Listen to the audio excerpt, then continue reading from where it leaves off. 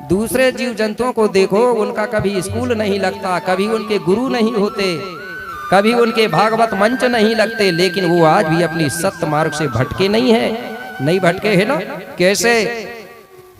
जैसे मैंने बताया था ना कि कुत्ता के आगे एक कटोरा में दूध भर के रख दो और एक कटोरा में दारू भर के रख दो और कुत्ता को बुलाओ तो कुत्ता क्या पिएगा?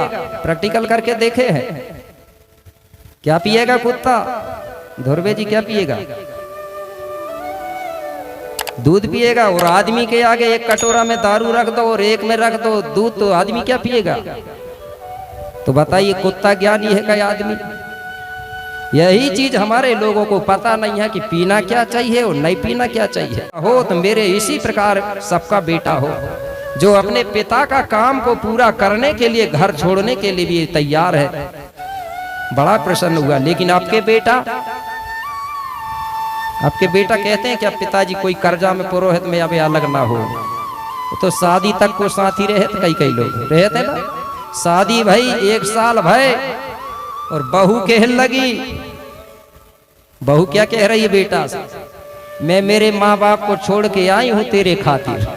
कुपार बाबा अपने मुंह को इधर उधर लटका रहा था बचने के लिए, लेकिन बच नहीं पा रहा था।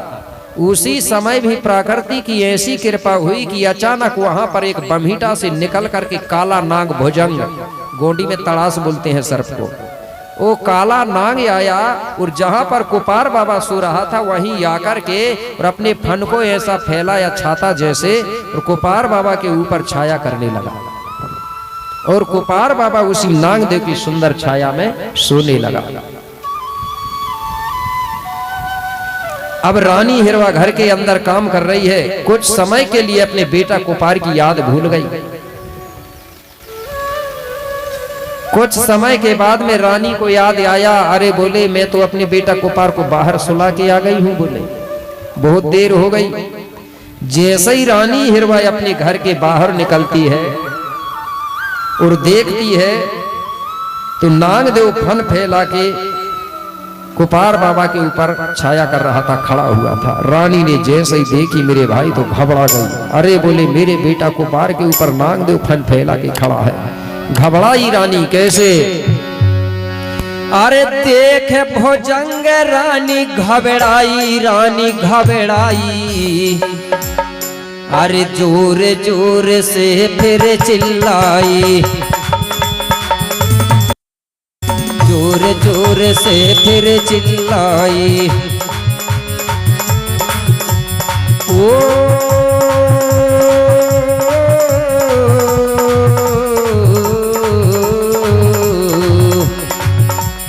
देख भुजंग रानी घबराई, जोर जोर से तब चिल्लाई। चिल्ला रही है रानी और बड़ा देव से प्रार्थना भी कर रही है। कैसे? हे बड़ा देव तुम करो रे सहाई, लेवे ललन की जाने बचाई। हे बड़ा देव, हे बड़ा देव तुम करो रे सहाई, करो रे सहाई।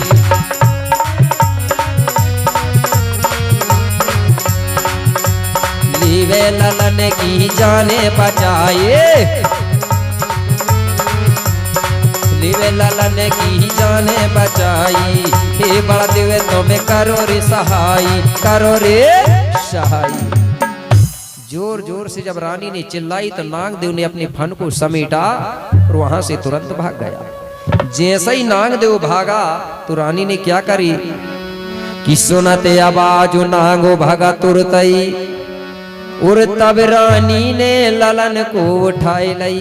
दौड़ी रानी ने और अपने बेटा कुपार को गोदी में उठा लिया और लाड़ दुलार करते हुए अपने घर के अंदर चली गई। इस प्रकार से रानी हिरवा अपने बेटा को प्रतिदिन सेवा करती है, रखवाली करती है। तो धीरे धीरे कुपार बाबा बड़ा हो रहा है। कैसे? दिनों दिन बढ़ने लगा कुपारा,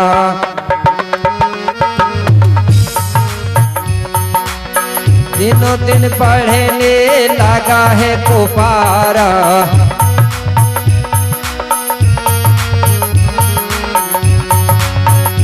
मातो पिता का आंखों का तारा,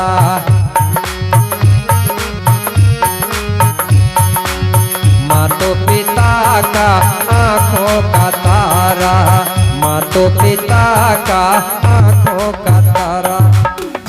दिनों दिन कुपार बाबा धीरे धीरे बड़ा होने लगा। कुछ दिनों में इतना बड़ा हो गया कि कुपार बाबा धीरे धीरे चलना सीख गया। जब कुपार बाबा चलने लगा तो एक दिन हिरवा रानी ने अपने बेटा कुपार की कमर में घुंघरू बांध दिया। आज भी हमारी महिलाएं बहुत सी ऐसी हैं जो अपने बेटा या बेटी के कमर में आज भी घुंघरू बांध देती हैं। तो हिरवा मैया ने भी अपने बेटा कुपार के कमर में एक डोरा लिया, रस्सी लिया और एक घुंघरू बांध दिया, जिससे कि मेरा बेटा चलेगा तो कमर की घुंघरू छन छन करके बाजेगी, मेरा बेटा अच्छा लगेगा। ऐसा सोच के रानी ने घुंघरू बांध दिया। जब कुपार चलता था तो कमर की घुंघरू छन छन करके बाजती थी। रानी सोचने लगी कि अरे घुंघरू एक है, कम बजती है, इसलिए एक काम करो, पाँव में घुंघरू वाली पायल और पहना दो, जिससे और अच्छी ज्यादा आवाज आएगी, अच्छी लगेगी। तो एक दिन मेरे भाई रानी हिरवा ने अपने बेटा कुपार के कमर में घुंघरू भी बांध दिया और पाँव में घुंघरू वाली पायल भी बांध दी। तो जब कुपार बाबा चलता था तो कमर की घुंघरू, पाँव की पायल की घुंघरू बजती थी। पूरे पूर्वाकोट के लोग कुपार बाबा से बड़े प्रेम करते थे, क्योंकि कहते थे राजा का बेटा है। कभी कभी गोदी में उठा के घर ले जा लेते थे। कुपार बाबा इतना चंचल था, नटखट था, उनसे छूट के भागता था। कभी कभी कोई कहता था बेटा कुपार नाच के बताना, तो कुपार बाबा इतना भोला भाला था, नाच के भी बताने लगता था। और आज भी छोटे बच्चों की आदत होती है। कभी सामने वाले घर के आंगन में जाके खेलता था, कभी बाजू वाले घर के आंगन में खेलता था। इस प्रकार कुपार बाबा का जो जीवन है नाचते खेलते कूदते हुए बीत रहा था। कैसे? एक लाइन में, अंगना में खेले कुपार, अंगना में हाँ खेले कुपार, बाजा तो पे जनिया छनाना,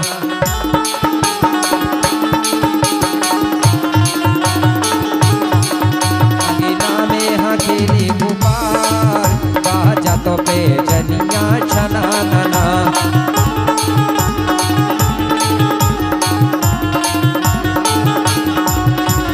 छनाना छनाना,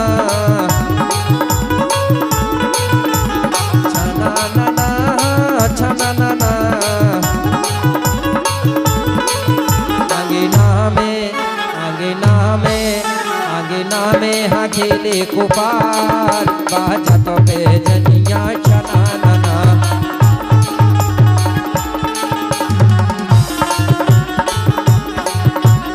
जय हो।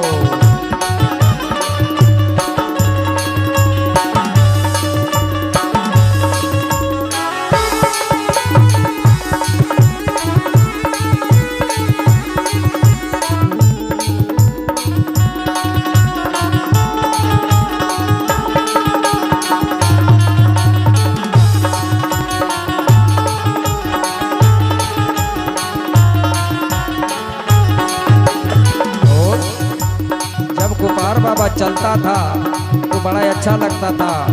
और कैसे चलता था? ठुमके ठुमके अंगना में खेले, ठुमके ठुमके अंगना में खेले,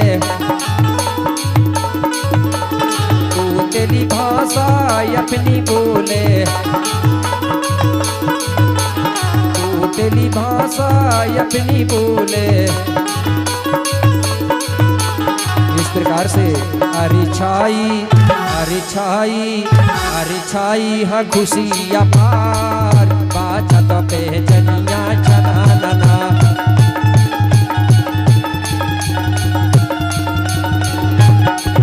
अरे छाई हाँ खुशी अपार, बाजा तो पे जनिया छनाना।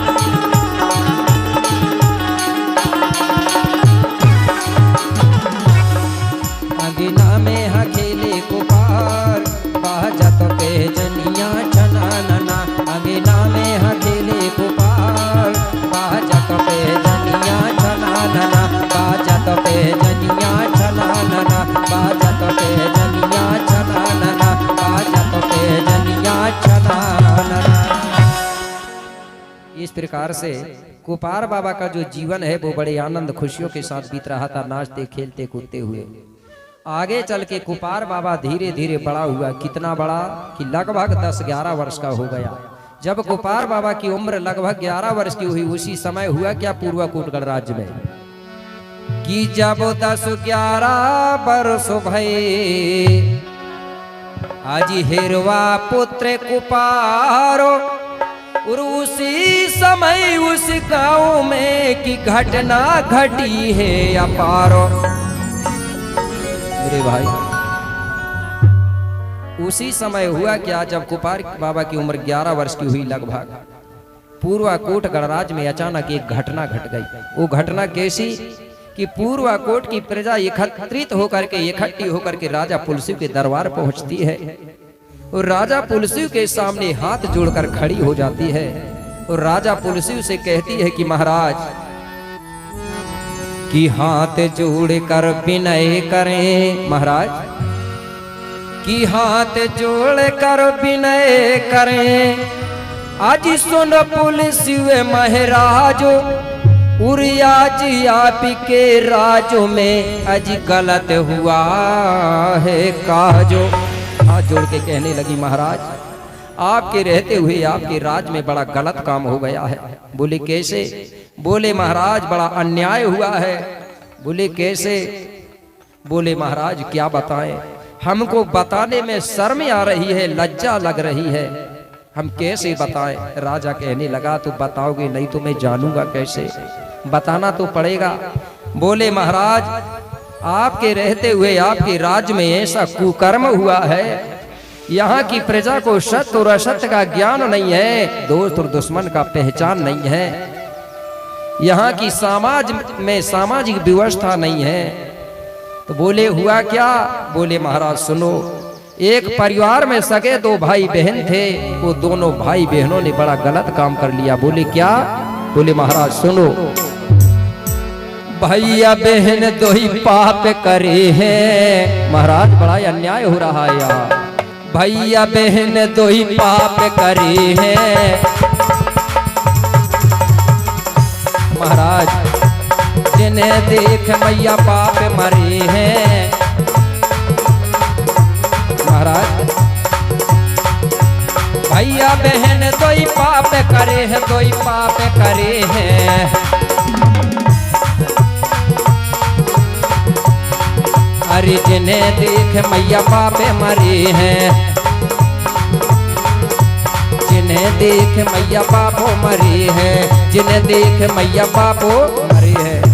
महाराज एक परिवार में सगे भाई बहन थे, दोनों भाई बहनों ने मिलकर के पति पत्नी बन गए। महाराज बताओ आपके रहते हुए आपके राज में ऐसा अन्याय हो रहा है कि यहाँ की प्रजा को यह भी पता नहीं है कि पति पत्नी कौन बनता है, यहाँ के लोगों को सही और गलत का ज्ञान नहीं है। बोले महाराज जिस राजा के राज्य में सामाजिक व्यवस्था नहीं होती है तो सबसे पहले वहाँ का दोषी वह राजा होता है, क्योंकि जो राजा होता है तो उसके राज्य में सामाजिक व्यवस्था सही होना चाहिए। महाराज जिस गांव का मुखिया होता है उस गांव में अगर सामाजिक व्यवस्था नहीं होती है तो सबसे पहले उस गांव का मुखिया या उस गांव का जो भी मुख्य होता है उसको दोष लगता है। इसलिए मेरे भाई हर राजा के राज्य में हर मुखिया के गांव में ये सामाजिक व्यवस्था होना चाहिए, क्योंकि पूरा उसका महत्व होता है उस राजा का कि उसको सामाजिक व्यवस्था को बनाए रखना। जब सामाजिक व्यवस्था गड़बड़ होती है तो समाज भी गड़बड़ हो जाती है। इसलिए हमारे पूर्वज कहते थे जिस समाज की सामाजिक समस्या होती है वो समाज की समस्या ही समस्या होती है। इसलिए सबसे पहले बोले महाराज सामाजिक व्यवस्था सही होना चाहिए। बोले यहाँ की प्रजा को सही और गलत का ज्ञान नहीं है। मैंने बताया था ना आज भी हमारे गोंड लोगों को सत्य और असत्य का ज्ञान नहीं है, दोस्त और दुश्मन का पहचान नहीं है कि है। बताइए, बताया था ना मैंने। आज मेरे भाई आदमी को छोड़ करके अगर दूसरे जीव जंतुओं को देखोगे, दूसरे जीव जंतुओं को देखो, उनका कभी स्कूल नहीं लगता, कभी उनके गुरु नहीं होते, कभी उनके भागवत मंच नहीं लगते, लेकिन वो आज भी अपनी सत्य मार्ग से भटके नहीं है। नहीं भटके है ना? कैसे? जैसे मैंने बताया था ना कि कुत्ता के आगे एक कटोरा में दूध भर के रख दो और एक कटोरा में दारू भर के रख दो और कुत्ता को बुलाओ तो कुत्ता क्या पिएगा? प्रैक्टिकल करके देखे हैं क्या पिएगा कुत्ता? धुर्वे जी क्या पिएगा? दूध पिएगा। और आदमी के आगे एक कटोरा में दारू रख दो और एक में रख दो दूध, तो आदमी क्या पिएगा? तो बताइए कुत्ता ज्ञानी है क्या आदमी? यही चीज हमारे लोगों को पता नहीं है कि पीना क्या चाहिए और नहीं पीना क्या चाहिए। वो लोग आज भी सत्य और असत्य को जानते हैं, जिनका कभी स्कूल नहीं लगा, जिनके कभी गुरु नहीं हुए। और हमारे लोग भटक गए हैं, इसलिए सारी जरूरत आदमी को पड़ती है। इनको गुरुओं की जरूरत पड़े, इनके मंचों की जरूरत पड़े, सारी चीज पड़ रही ना। वही कुत्ता को मैंने देखा, बाजार से नकली खरगोश लाओ, आप लाओ ना खरगोश, कुत्ते के आगे रख दो, कुत्ता ज्यादा है तो एक दो बार ऐसा करके पंजा में हिला के देख लेगा, समझ जाएगा कि ये असली खरगोश नहीं है। इसको पकड़ूंगा भी तो इसमें मांस नहीं मिलेगी, कुत्ता जान लेता है।